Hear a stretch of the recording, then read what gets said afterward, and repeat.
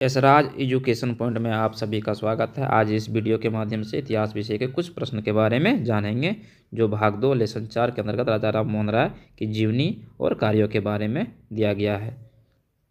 इस वीडियो में दिए गए सभी प्रश्न जेएसएससी द्वारा आयोजित स्नातक स्तरीय शिक्षक प्रतियोगिता परीक्षा तथा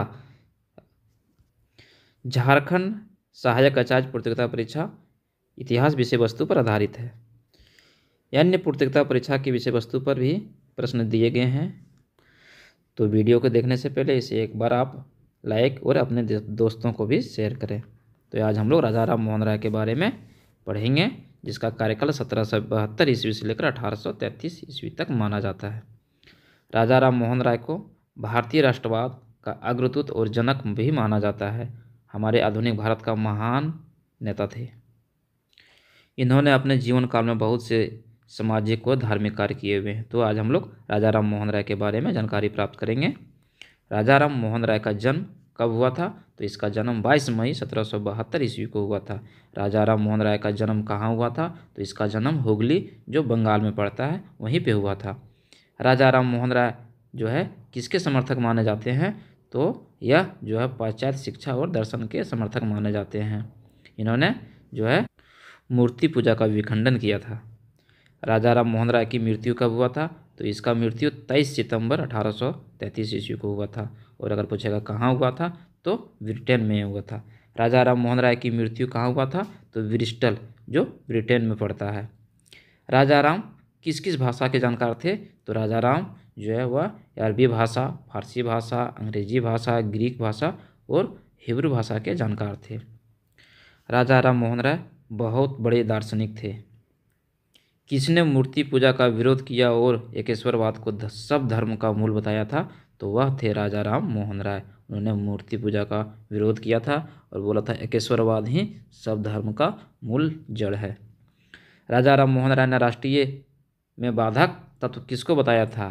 तो इन्होंने राष्ट्रीयता में बाधक तत्व जो बताया था वह जाति प्रथा। लोग जाति प्रथा के चक्कर में फंस जाते हैं और यह राष्ट्रीयता का विनाश होता है।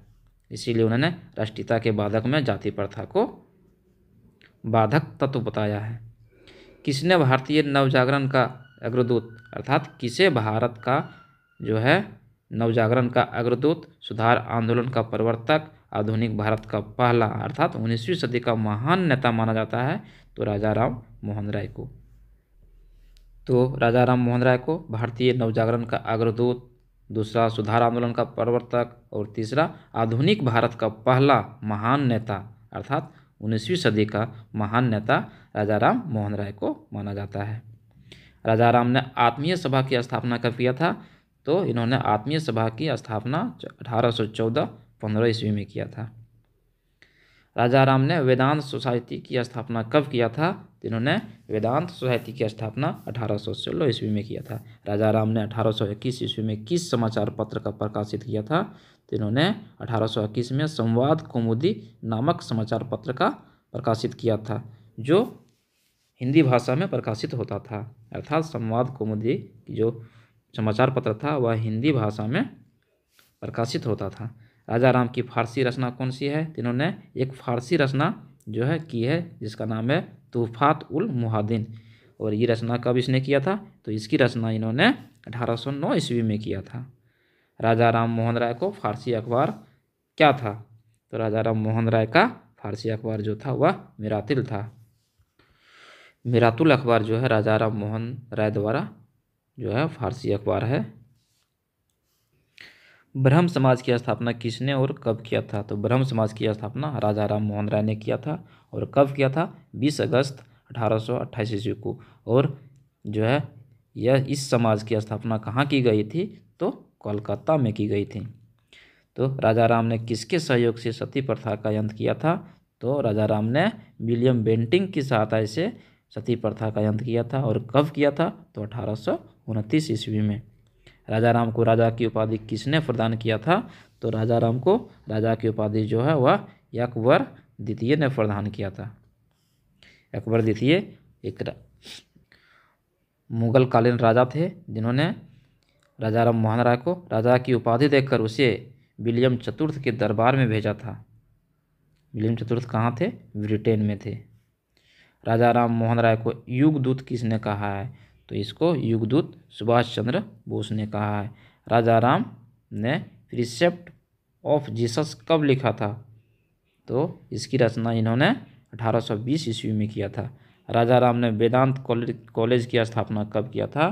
तो वेदांत कॉलेज की स्थापना राजा राम मोहन राय ने 1828 ईस्वी में किया था।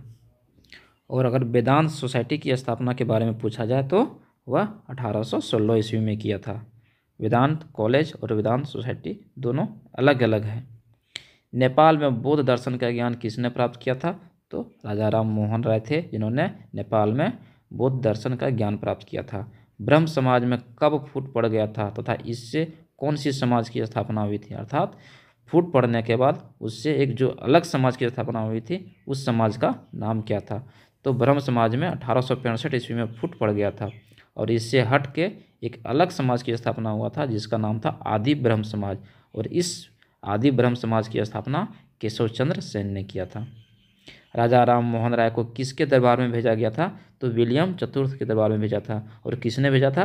तो मुगलकालीन शासक जो था अकबर द्वितीय ने भेजा था।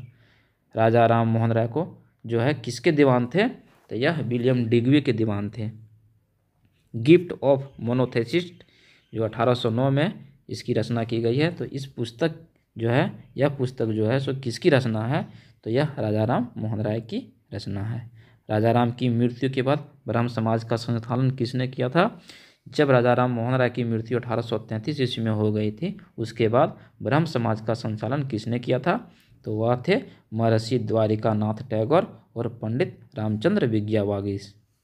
दो ऐसे महान नेता थे जिन्होंने राजा राम की मृत्यु के बाद ब्रह्म समाज का संचालन किया था।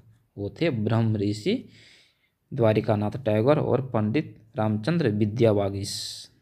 तो साथियों, हमारी वीडियो आपको कैसी लगी? आप हमारे वीडियो को लाइक और शेयर कीजिए ताकि हमारा मनोबल बढ़ते रहे और इसी प्रकार से हम विषय वस्तु आधारित और वीडियो आपके सामने लाते रहें। फिर मिलते हैं अगले वीडियो में, तब तक के लिए जय हिंद।